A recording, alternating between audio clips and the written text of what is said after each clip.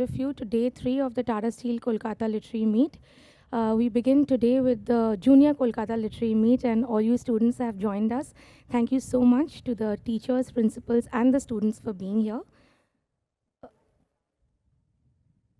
Our first session this morning is the book launch of A Very Naughty Dragon, where Paro Anand and Sarah Rose will be in conversation with Ruchira Das. Before I invite them on stage, let me read a short bio of both of our panelists. Paro Anand is a Bal Sahitya Puraskar winning author who has written books for children, young adults, and adults. She also works with children in schools and NGOs through her program Literature in Action and holds a world record for helping over 3,000 children make the world's longest newspaper. Sarah Rose is 9 years old and this is her first ever book. She loves Komodo dragons and reptiles, and she loves almost all scary, dangerous, scaly, toothy, poisonous animals. You'll get to hear more about this. May I invite our panelists on stage, please? Sarah and Paro Anand.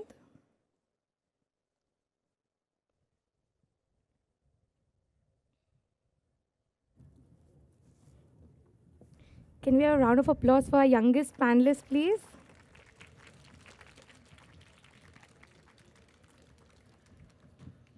I would request you all to do the official launch of the book before we get into the discussion, please.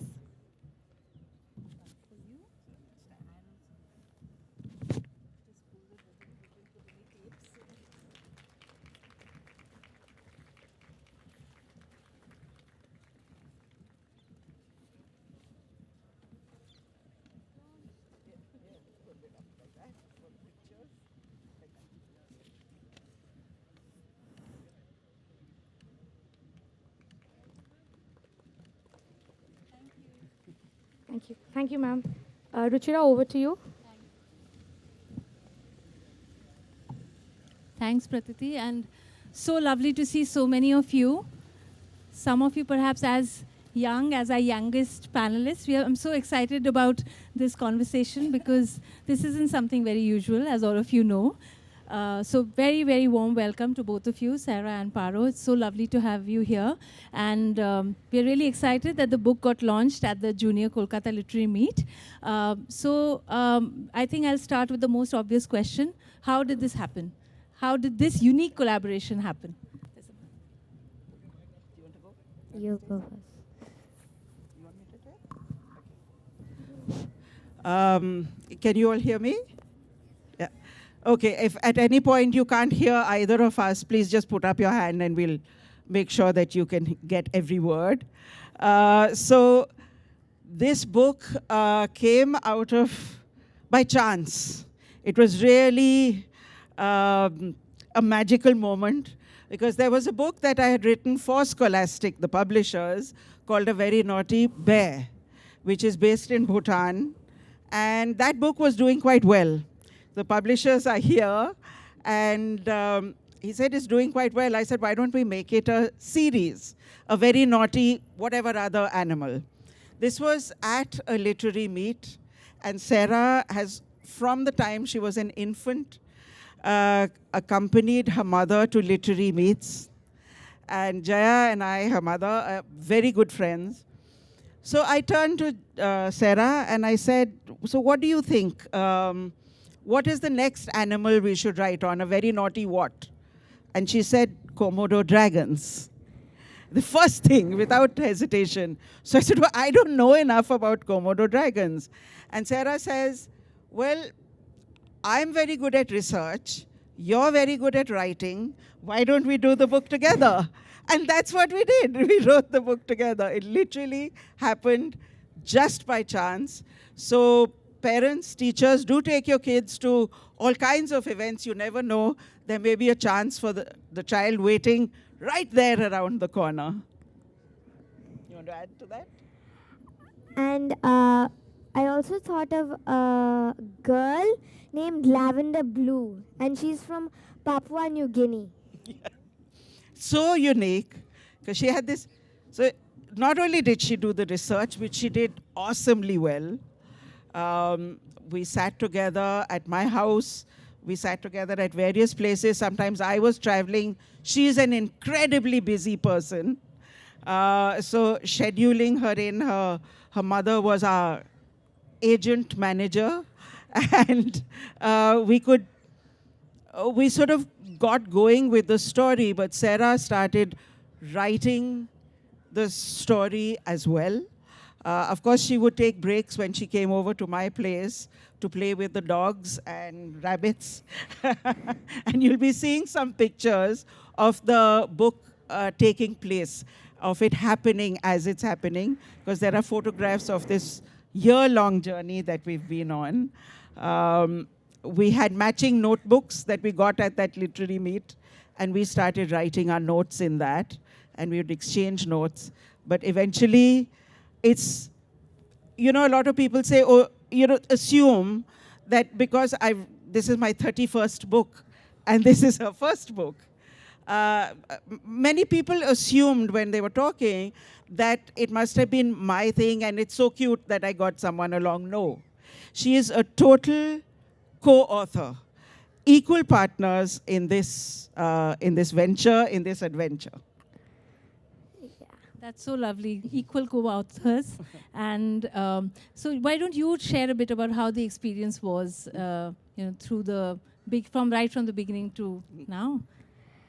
So, as Paro Anand said, that she was launching her book of A Very Naughty Bear.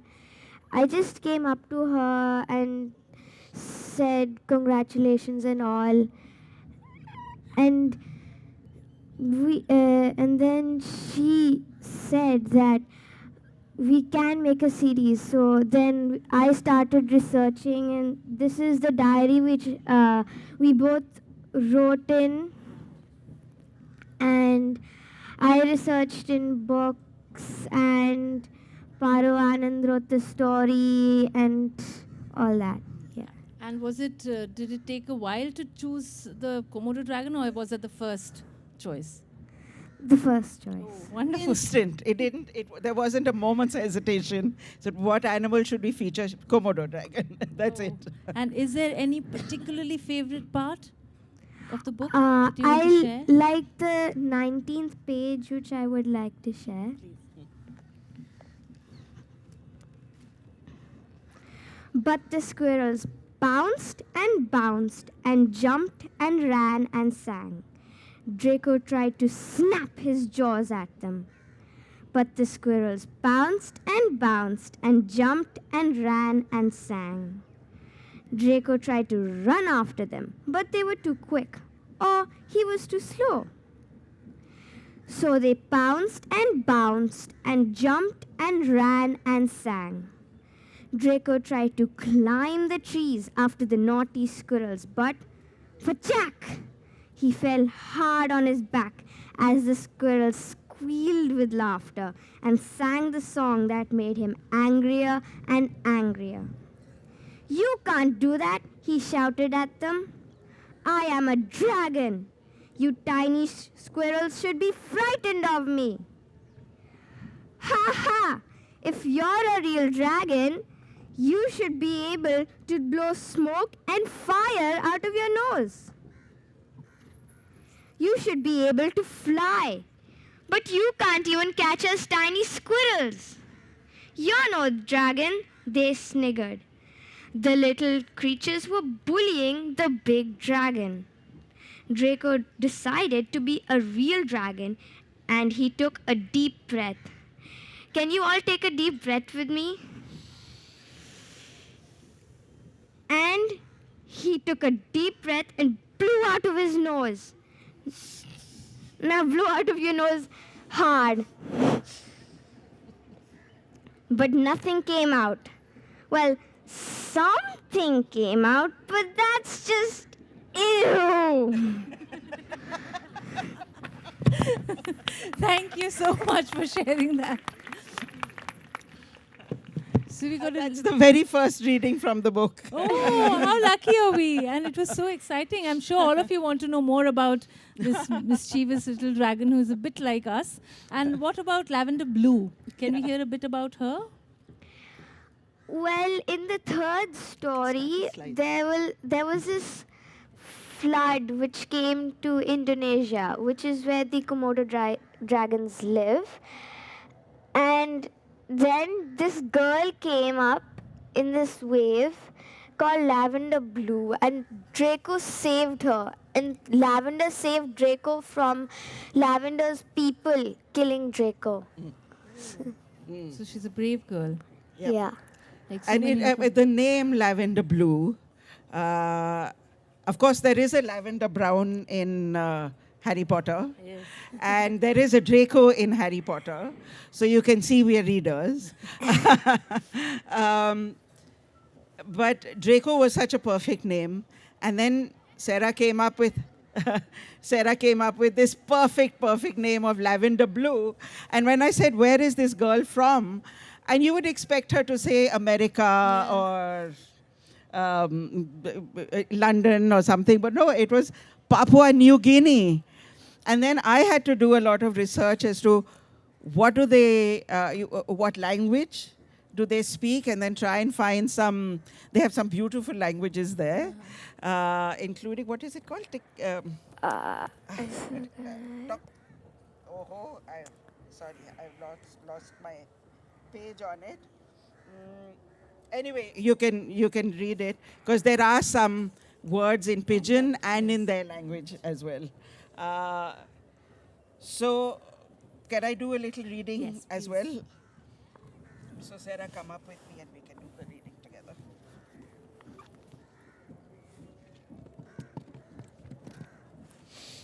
Come.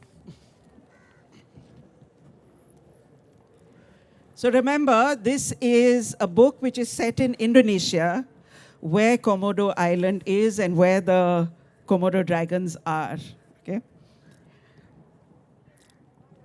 Draco's father said, I am off on a hunt. Tell me what you want for dinner and I'll hunt it for you. Bapak, Bapak, when can I go hunting with you? Draco would beg. And his father would smile and say, not yet, little one, but that day will come soon. And he would tell Draco all about the special powers that Komodo dragons have. He would smile a big smile and show his very large serrated teeth to his son. Bapak, Bapak, when will my teeth be that big? And the father said, not yet, little one, but that day will come soon. Then he'd flex his long, powerful, muscular tail and break a small tree.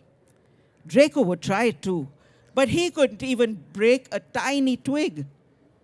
And he said, Bapak, Bapak, when will I be able to break things with my tail? And the father would say, not yet, little one, but that day will come soon. And so Draco decides that he's going to go off and secretly learn how to hunt. And he's going to bring back a big catch, and all his friends and all the bigger dragons are going to be so impressed, and then he's going to be the littlest dragon who ever went on a dragon hunt. So he goes off and he spies a group of macaques. Macaque is a monkey that lives on Komodo Island. And there's a whole troop of macaques. And Draco spies one little macaque who has wandered off. He's picked his prey. He's going to pounce. He gathers himself. But the other macaques see him and scream! Just as Draco takes his jump, he jumps and ta-dam, he falls. By which time all the macaques are up on the tree, and one macaque starts singing this very rude song. Now, this is a song in Bahasa Indonesia, which is the language there. Kekung dan, pekung dan. Draco is a kekung dan, pekung dan, bodo pandir, kekung dan. What does it mean? It's not polite, that we know. Kekungdan. Silly. Pekungdan. Loser. Draco is a Kekungdan, Pekungdan. Silly loser. Bodo. Buddhu. Pandir. Stupid. Kekungdan. What a rude song. Do you want to sing it? Yeah? Kekungdan. Pekungdan. Pekundan. Draco is a Kekungdan. Rico is a Pekundan. Pekungdan. Pekundan. Bodo. Bodo. Pandir. Pandir. Kekungdan. Kekundan. Kekungdan. Pekungdan. Kekundan. Pekundan. Draco is a Kekungdan. Pekungdan. Rico is a Kekundan. Pekundan. Bodo. Bodo. Pandir. Pandir. Kekungdan. Kekundan. Poor Draco. He crept off, feeling very sore because he'd taken quite a hard fall. And he swore he would learn to pounce. And he would get even with those very bullying squirrels that you heard when she read it, and the macaques. And he goes off on adventures until, of course, he saves Lavender Blue. There are 3 stories in this book, all about Draco, the Komodo dragon.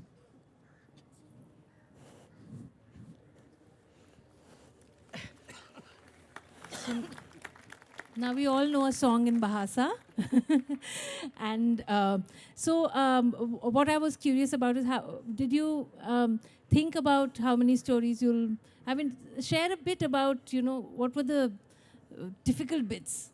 I mean, it was all fun. We saw that. That was, great to spend time together, do the research. But there must have been tough decisions of not putting something in or not getting the right image that you wanted. Did that happen, or was it all pretty simple? I don't remember the challenging parts because they were not that fun. Yes.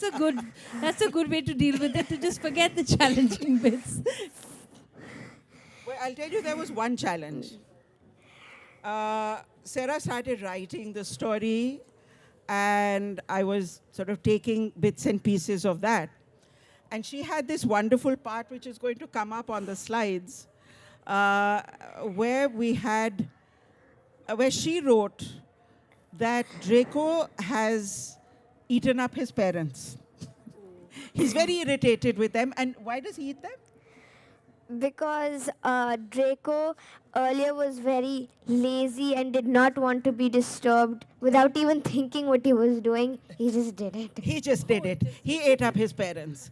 And, now, I don't know whether at that point Sarah was irritated with Jaya and Jacob, maybe, her parents. Maybe she felt she would really like to eat them up at some point.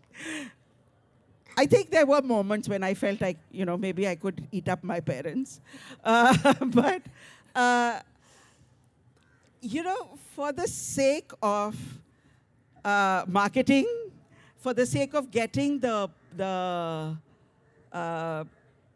book into schools, because I have had some of my books taken out of schools because it's not appropriate, and that children will, whatever they read in a book, children tend to do just that.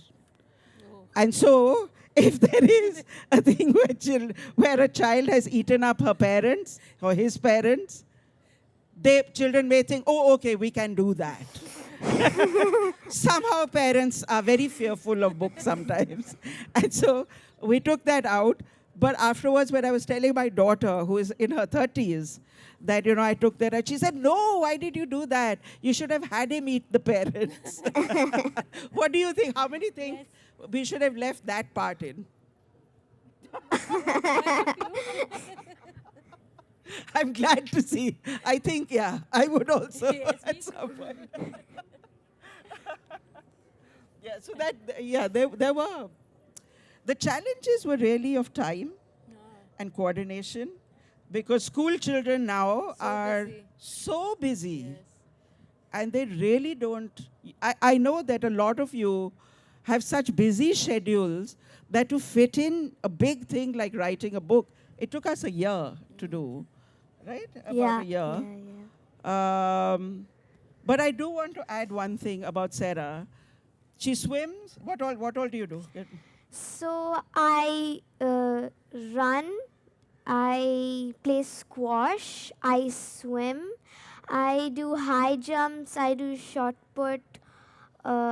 Yeah, I do some sports activities, and I love sports too. That's quite a lot of sports activities. And dance. And dance. And Yeah, your dance sometimes performance. dance. But in spite of all that, she also reads. Yeah. She's an avid reader. So really, don't buy this that I don't have time to read. When do you read? When do you find time to read? I find time to read sometimes in school when there's free time. At home when I've got nothing to do, I just open the cupboards and read. And at my grandparents' house, I also find a book to read. And Yeah, and at book fairs, I look at some shelves and take a few books, pile them up somewhere, and then in a corner, sit in a corner and read them one by one. Oh, that's a very cool thing to do, to get a pile of books and just be reading them. She one by one. literally buries herself in books.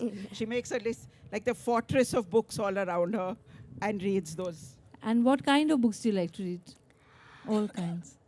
Yeah, I like to read novels, picture books, graphic novels. Because there are a lot of kids about your age here. So it might be interesting to share some of the interesting books you've read, maybe as recommendations, or maybe they have read them too. So that will be a connect. Do you want to share some of the interesting books you've read? I Other do. than, there's this book called A Very Naughty Dragon. I do like this novel called The Paninis of Pompeii. It's very funny, and sometimes when you get hooked onto a book, you just don't want to let it go. So this book is like one of those books only. And we heard that you've been reading from a very young age, and you read a lot. Did you also write? Have you also been writing since you were? Yes, when I was younger than I am now, I used to take sheets of paper and write stories on them, and I also write stories on my laptop. That's very interesting. And you have to just keep writing, isn't it? So all Yeah. of you out there who have some things that you felt you should write, just start writing them down. And I was just looking at some of your notes where you've put some words, and especially when you were looking at different languages. How was that? How did that experience work out? In my experience, I felt it was great because you get to learn a new thing and a new language. So when you learn a new thing, it feels very good. Yeah. I also think that, we consider language too big a barrier sometimes. I travel to many parts of the world, many parts of the country, where we may not even have a language in common. So, we were just talking about it a little earlier, where I was in Paris, or I was in Switzerland, or I was in Germany, and the kids didn't speak English, and I didn't speak French or German. So I started telling the story in Punjabi and Hindi. And it worked because you put that passion, you put the action, and just a few key words. And then when I wrote A Very Naughty A Very Naughty Bear, that is a book based in Bhutan. Yeah. And so I put some Dzongkha words and some Dzongkha song into it, which was very popular. And what I love is after the session, when children are leaving, they're singing a song in a language they didn't know when they came in an hour ago. And now they're singing a song in it. And I love that moment. So I have had German children singing Punjabi songs How nice. and Indian children singing Dzongkha songs. Right. And I hope now you're singing Tokpisin and the Bahasa Indonesia songs as well. Kekung Dan, Pekung Dan. Yes, I think it's so wonderful. And also the setting, not like you said, not in a usual place, but, in Papua New Guinea. Was that also something that happened, obviously, because Komodo dragons live there? No, I was researching on Indonesia, and then I suddenly found a column which said country neighbors. So then I chose Papua New Guinea because I had never heard of it.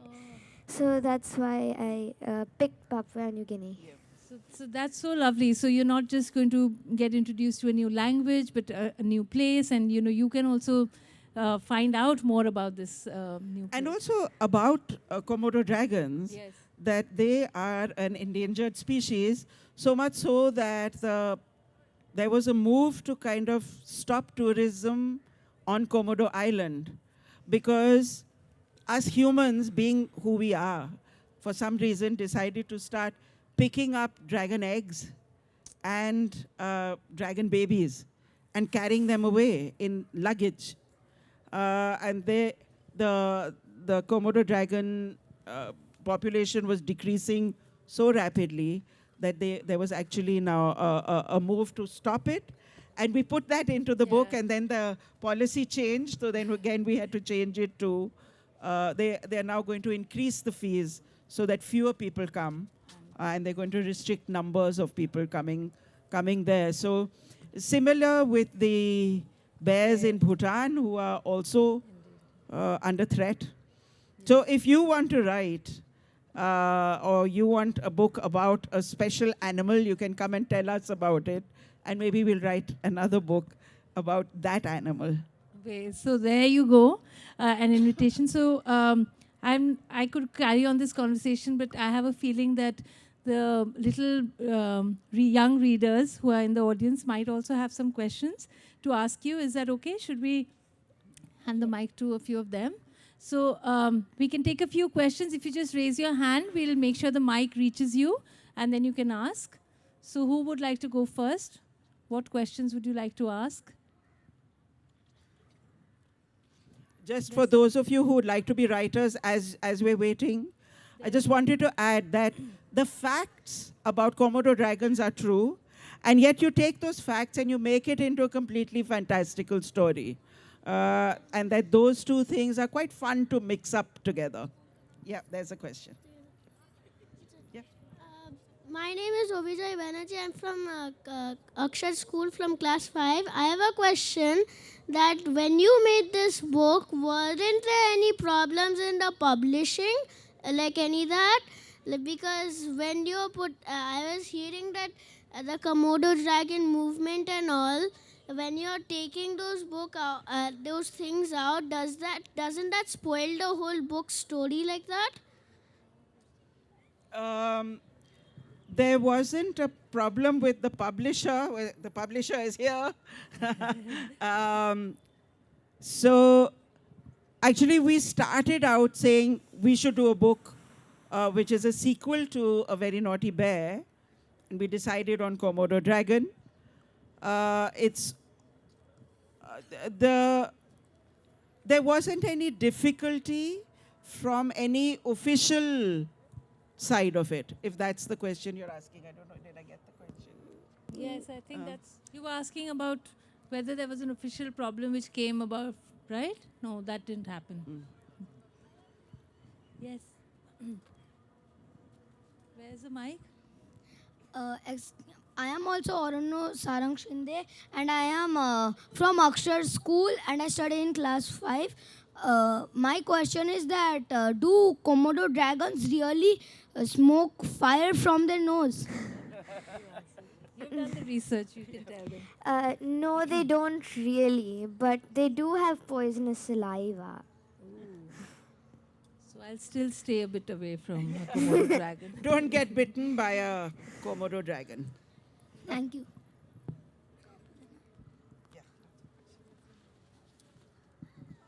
No, take the mic. Hello? Can you My name is Aditi Kashyap and I'm from the Heritage School. Did you have any problem making that song? A little bit, because I don't know the language. So, but you know, with internet now, it's not difficult. I'm actually not sure whether I'm pronouncing the words absolutely correctly. I speak a bit of Bahasa Malay, which is similar to Bahasa Indonesia. So I think I have it right, but I'm not 100% sure. But it's fun to put it in. And I think one shouldn't be scared of making a mistake. You can correct a mistake, but just take the jump in and do it. If it feels right, do it. Actually, because it was a very funny song. Thank you. Ma'am, I wanted to ask you. Ma'am, I'm Arohi Sur from the Heritage School. I wanted to ask you, what did you actually put in? Because you decided not to put in the part where Draco gobbles up his parents. Yeah, you know, when you're writing a book, it's always a challenge, and especially one which is as well researched as my young researcher here, what to leave out. Because you can't put everything in. And because it's for young readers, you don't want to make it a fact-heavy book. It's not an encyclopedia. It's a storybook. So I think we had to do some picking and choosing. And as I said, I left out the part where Draco eats his parents, because then sometimes parents say, oh, what a bad thing they've put into this book. Now our children are going to eat us up.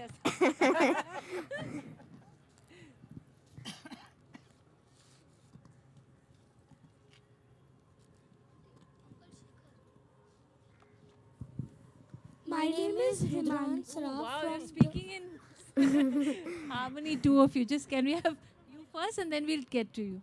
Yes. One of you can speak. Both have got quiet. My name is Rudran Saraf from class 4F in the Heritage School. I want to ask the question, why did Draco gobbled up his parents? I knew that. What did he do? What did they do? Why did you do it? So Draco earlier was very lazy. So he did not want to do anything at all. He just thought, I will be very lazy. I won't let anything be come in my sight and disturb me. So he just ate everything up which came in his sight. So his parents also came in his sight, and then he ate him up. As simple as that. Maybe I should have kept that in. It's obviously so popular. Yeah, it is top of the mind. Yes. Hello, my name is Himani Shekhar and I am from Akshar School. I had a question that why did you choose only Komodo dragon? There are so many other creatures. So we chose Komodo dragons because they are unique, because they have poisonous saliva, and we also thought that why don't other children also know about Komodo dragons? Yeah, and But what is the creature Yeah. that you think there should be a story on? Name one.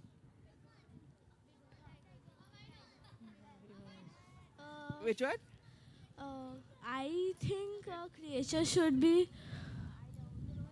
tiger or something. Tiger. Okay. Next book, Tiger. Next book, Tiger. Shantanu, are you ready with the tiger? A very naughty tiger. Or some lizards. Oh, now everyone wants to Anaconda. do. Oh, anaconda would be fun. Sarah's eyes lit up for anaconda. Panda. Panda. Okay. Octopus. Octopus. That's a I'd good like one. That's a that. cool I'd one. like that. Rattlesnake. We've got lots of books coming. Hello, hi. I'm Avantika from class 7, Cambridge School. And I want to ask you, where do you get your inspiration from for this book? For this book, Yes. how How were you inspired? I got my inspiration from, like, I take the animals and I first think of a creative story, an imaginative story, what an actual Komodo dragon wouldn't sometimes do. Like, Komodo dragons, adult Komodo dragons can't climb trees, only babies can. Because the parents gobble up the babies. So why don't it be the other way around? Yeah. So that's lovely how, she said she did the research, but there was always a creative, like even Paro mentioned before, there's always a creative journey as well. It's not, a guidebook about Komodo dragons in Papua New Guinea, right? And I think the thing of inspiration, just to answer your question, from my point of view, is to constantly be open to be inspired. Constantly be aware. I literally have these antenna which are up all the time. And you never know from what moment that inspiration comes and it just clicks. And you think, okay, this I can turn into a story. It could be something that I see on the street, like just now, driving here, there were two crows fighting over a piece of plastic, a little piece of plastic. And I immediately, a story started taking over of maybe their builder mafia, and they're going to build these waterproof nests. And they're going to sell these nests at very high prices before the monsoon comes, and something like that. So it was nothing. It was at a garbage dump, and you can get inspiration. Yeah. That's lovely. I think we have time for just two more questions. Very sorry, I can see many, many hands, but we have sessions after sessions going on.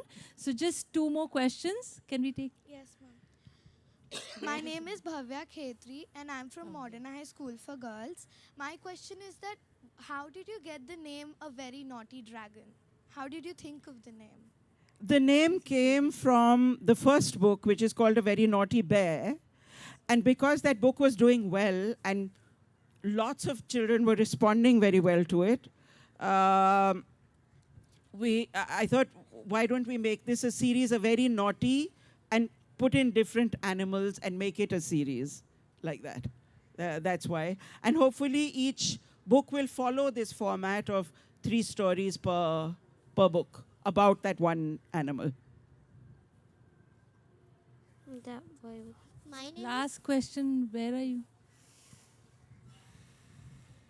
My name is Tanvi Agarwal. I am from Mahadevi Birla World Academy. I want to ask, can you tell me some tips that that helps you to write a storybook? Tips to write. Tips. You can, like Paro Anand said, you can just look at something and then just think of a story, and you can, and if something's real, like I did with a Komodo dragon, what a Komodo dragon would do and wouldn't do. So you can just turn it around and make it into fiction.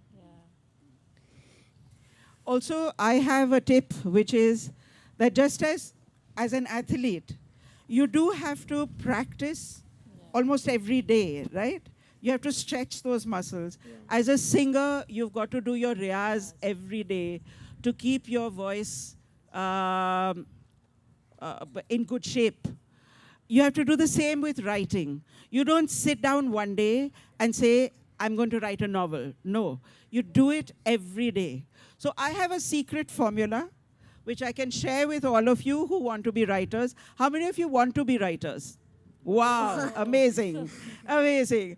So Sarah is a real inspiration for all of you. So here's my tip to be a writer. And that is a secret formula, and you can write it down, note it down afterwards. It's BIC. BIC, which stands for bottom in chair. Put your bottom into a chair and write. And that's all you need. You just need to sit down and write. Write a little bit every day. Read a little bit every day. The biggest tip for a writer is to be a reader. And the biggest tip to be a writer, after you've read, be inspired. Don't copy, but use that as a trampoline to jump off into your own world, right? And write every day, even 15 minutes a day. As a professional writer, and I lead a very complicated life, I try and write for 2 hours every day. Yesterday, I was catching my flight to come here. I decided to get to the airport 2 hours ahead of time. So I sat with a cup of coffee and I wrote for 2 hours before I had to catch my flight. So it got done. That's wonderful, and it's great to be ending this session on that note of inspiration. I hope you've all heard that, and thank you so much. This was a really special session, and the schools who have come, the teachers, if you're keen to buy a copy of the book for your library, More than one. Yes, copies of the book for your library or even for the students. There's a store outside the gate on the right, and you can buy them, and guess what? You can also get them signed by the authors. So thank you very much. Thank you, Paro, and thank you, Sarah, for this lovely.